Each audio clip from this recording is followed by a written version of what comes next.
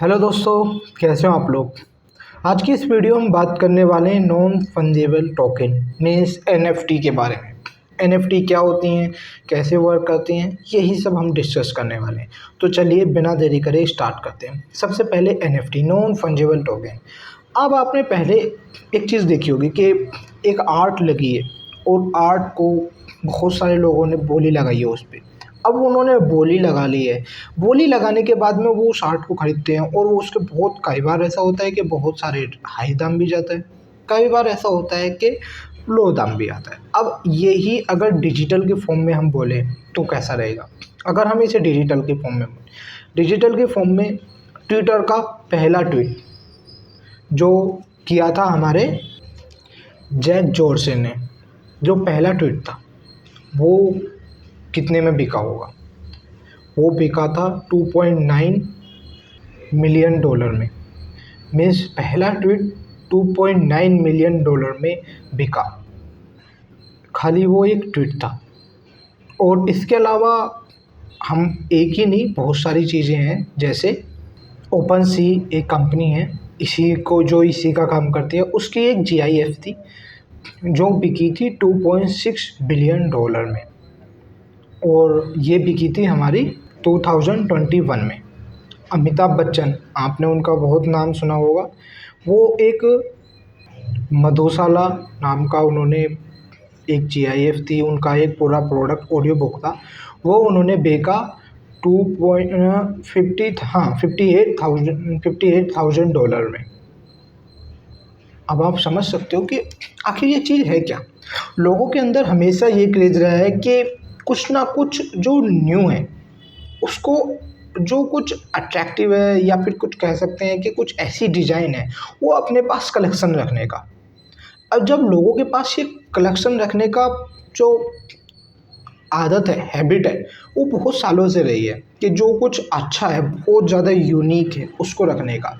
जैसे पहला ट्वीट था वो बहुत ज़्यादा यूनिक था, तो वो लोगों के पास एक तरह से उनके पास पैशन था कि ये रखना है। तो ऐसे जो चीज़ें हैं इनके प्राइस बहुत हाई चले जाते हैं, क्योंकि नंबर ऑफ पर्सन जो हैं उसको ख़रीदने के लिए बहुत ज़्यादा अवेलेबल है और वो चीज़ एक ही अवेलेबल है।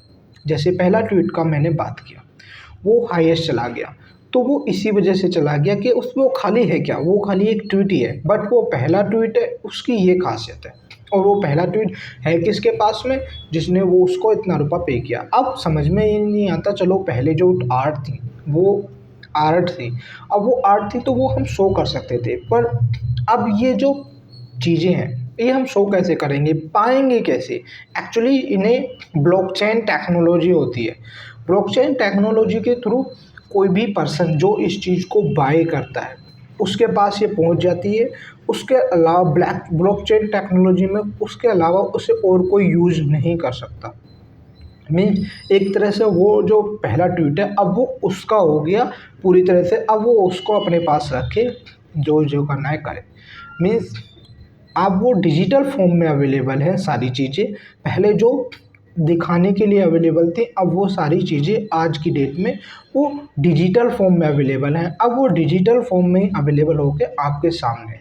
अब क्रेज पहले से भी उसी का इतना था और आज भी उन चीज़ों का इतना है, पर आज क्या है, मॉडर्नाइजेशन ज़्यादा हो रहा है, तो इसी के चलते आज डिजिटल चीज़ों को भी खरीदने के लिए, डिजिटल चीज़ों का कलेक्शन रखने के लिए भी ये सब चीज़ें आ रही हैं। एक तरह से हम इसे ये कह सकते हैं, एनएफटी एक आर्ट है। इसमें किसी भी जो कला है या कोई जीआईएफ है या आप कुछ भी ऐसा बनाओ जो यूनिक हो और उसको आप बेचोगे तो आपको जो प्राइस मिलेगा वो ही एनएफटी है। अब उसको आर्ट को लोगों के पास बहुत पैशन होता है खरीदने का, बेचने का, तो जो चीज़ जितनी यूनिक होगी वो अवेलेबल मार्केट में उतनी होगी, क्योंकि वो ब्लॉकचेन टेक्नोलॉजी यूज़ होती है। ब्लॉकचेन टेक्नोलॉजी आईआईटी मद्रास भी अभी शायद ये कर रहा है कि जो इलेक्शंस हैं वो फर्दर टेस्टिंग कर रहे हैं कि इलेक्शंस भी उसमें हों ब्लॉकचेन टेक्नोलॉजी में। तो उनका भी कंटिन्यूसली अभी प्रोसेस चल रहा है। अभी के दिन करंट में जब मैं बात कर रहा हूँ, आज वीडियो बना रहा हूँ मैं, तो ऐसे ही चीज़ें ब्लॉकचेन टेक्नोलॉजी से जो चीज़ें एक बार बन गई हैं वो एक ही होंगी, उसको और कोई यूज़ नहीं कर सकता। अब ये सेफ़ कैसे हुई? सेफ़ ये जैसे क्रिप्टो करेंसीज़ हैं।